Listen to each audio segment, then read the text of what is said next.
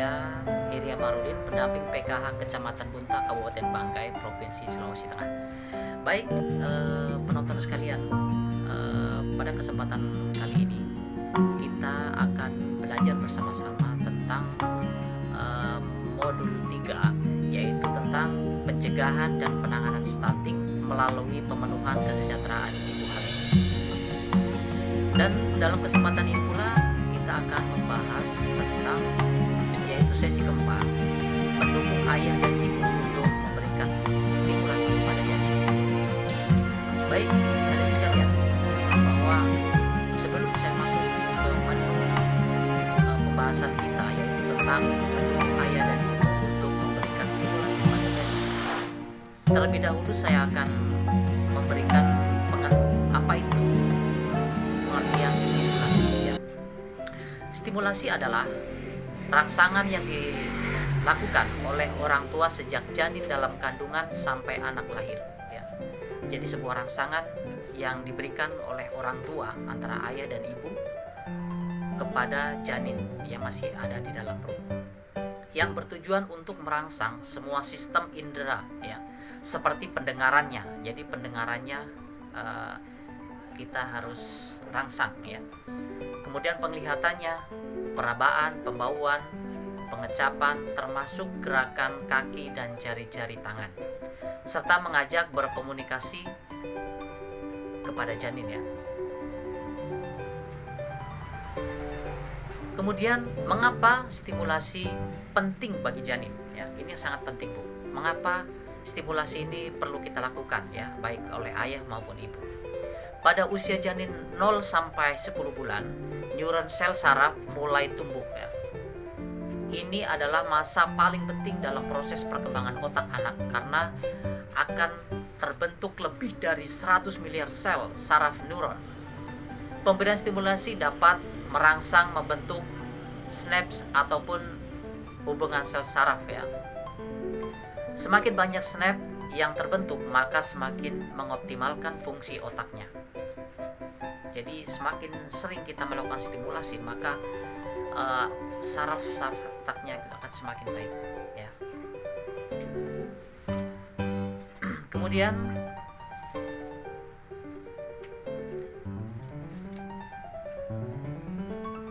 oleh karena itu stimulasi hendaknya diberikan secara rutin ya selama kehamilan. Jadi diberikan terus-menerus dan berkesinambungan ya, agar anak yang lahir dapat sehat, cerdas, dan tidak stunting ya. Hal ini sejalan dengan Andriana ya, bahwa sejak seorang ibu dinyatakan hamil, sebaiknya saat itu pula ibu dapat memulai pendidikan anaknya melalui stimulasi meskipun ia masih berupa janin ya. Jadi perlu stimulasi dilakukan terus-menerus.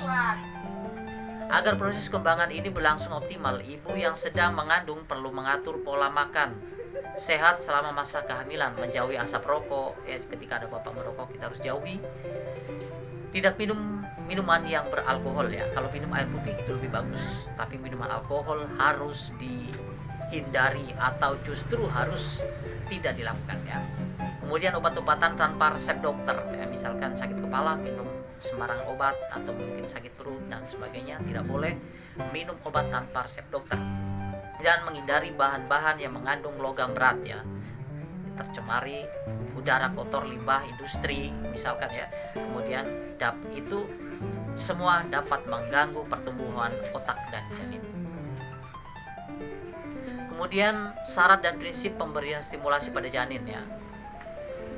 Dalam pemberian stimulasi pada beberapa prinsip atau syarat-syarat yang harus dipahami oleh orang tua, khususnya ibu hamil, antara lain ya, ibu hamil harus mampu menjaga kondisi emosinya ya. Jadi harus ketika mau marah dan sebagainya itu harus dikontrol ya, seperti sedih, kesal, marah dan lain-lainnya, karena akan sangat berpengaruh pada kondisi emosi janin sehingga berdampak terhadap tumbuh kembang janin yang dikandungnya gitu ya.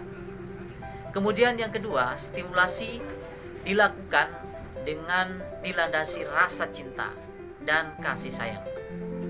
Perasaan cinta dan kasih sayang akan memunculkan perasaan tenang dan bahagia. Gunakan kata-kata yang baik ya, dan penuh optimisme ya. Karena semua yang diucapkan akan direkam atau didengarkan oleh janin tersebut ya. Kemudian yang ketiga, yang keempat, gunakan alat bantu yang tidak berbahaya ya. Jadi dalam kegiatan stimulasi harus menggunakan alat-alat yang aman ya. Contohnya untuk menstimulasi cahaya atau sinar itu gunakan sinar matahari ya. Paling bagus sinar matahari ketika ibu mungkin sedang beraktivitas di luar rumah pada pagi hari.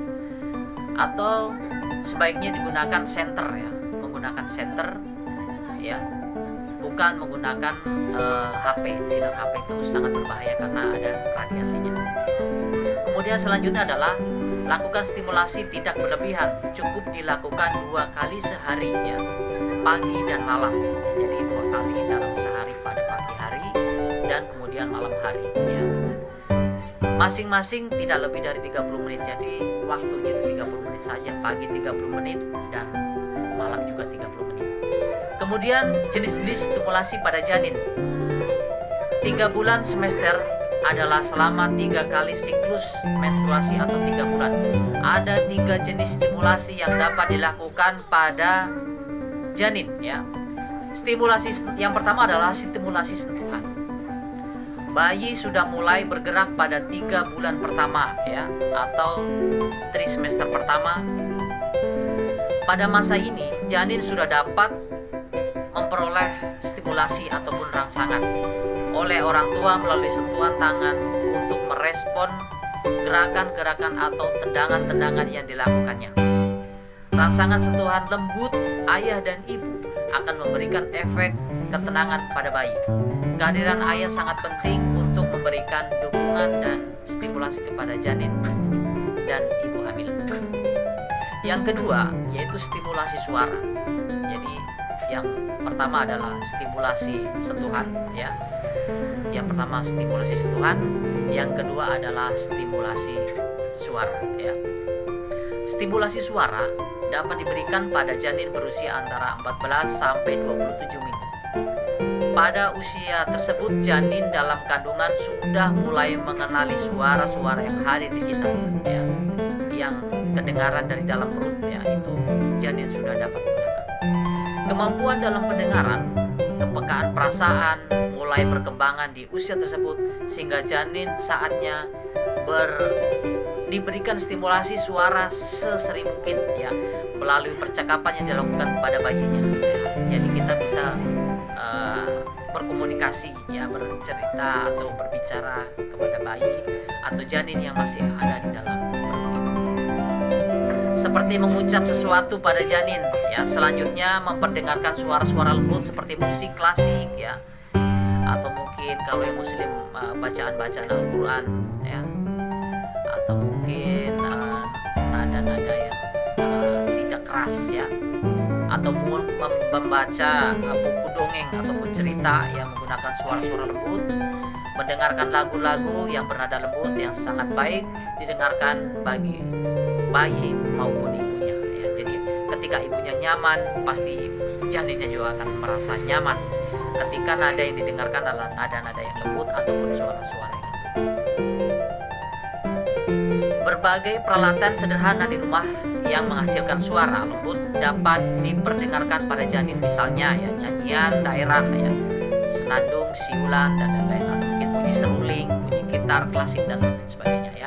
Kemudian yang ketiga adalah stimulasi cahaya ya. Yang ketiga stimulasi cahaya.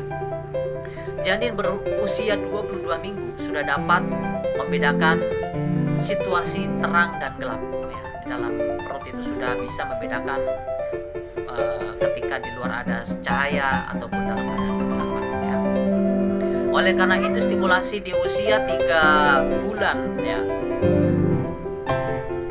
triwulan kedua sudah dapat dilakukan untuk merangsang penglihatan janin, termasuk membentuk sel-sel otak yang sedang bertumbuh ya, agar dapat optimal sehingga anak memiliki tingkat kecerdasan yang optimal.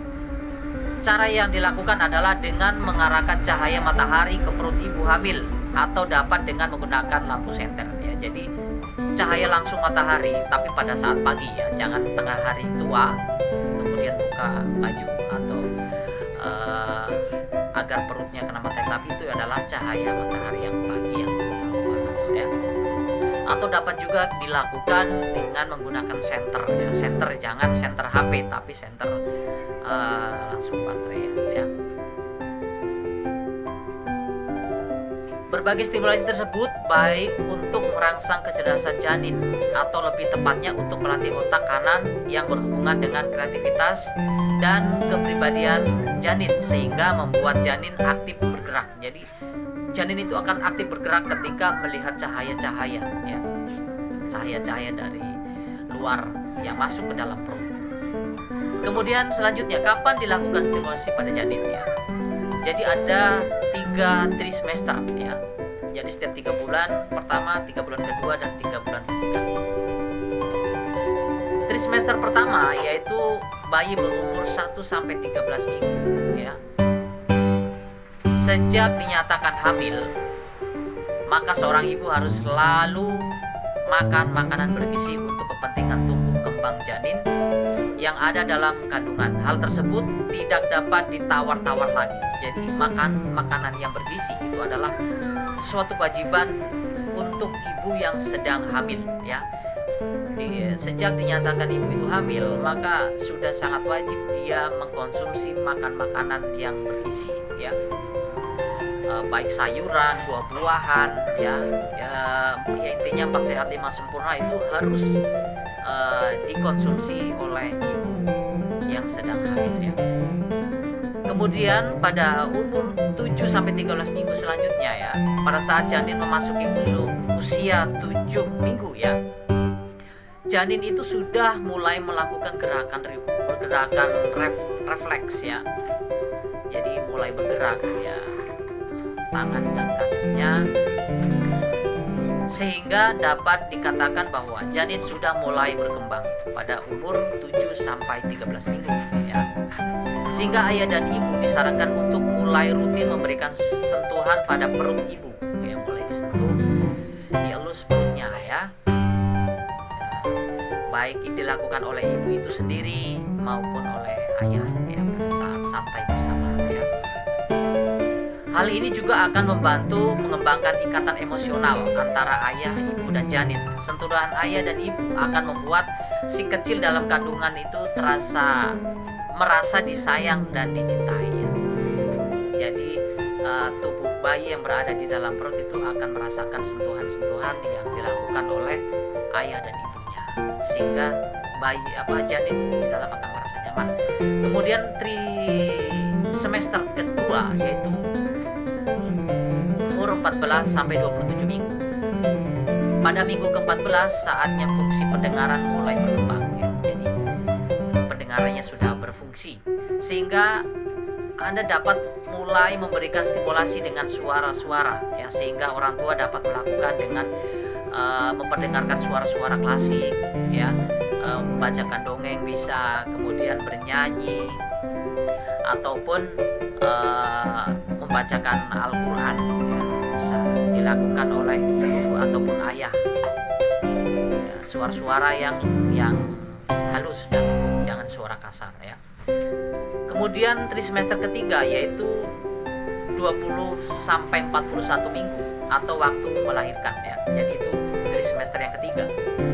Pada usia ini pertumbuhan otak, pendengaran, dan penglihatan serta perasaan mulai sempurna pada janin. Jadi semuanya sudah berfungsi normal ya. Sehingga ayah dan ibu dapat melanjutkan pemberian berbagai stimulasi. Pada usia ini janin juga sudah dapat merespon dengan gerakan-gerakan yang dapat dirasakan ketika perut disentuh. Misalkan perut ibu disentuh, maka terkadang ada gerakan-gerakan dalam perut, misalkan tendangan ataupun gerakan tangan yang menonjol ke permukaan perut ibu ya, karena janin yang berada dalam perut itu sudah merasakan sentuhan yang berada dari luar ya.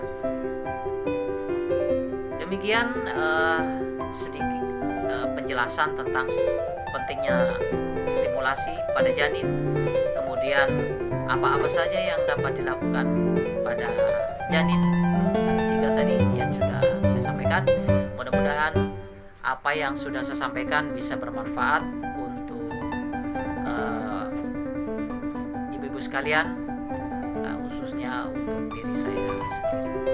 Saya akhiri, wassalamualaikum warahmatullahi wabarakatuh.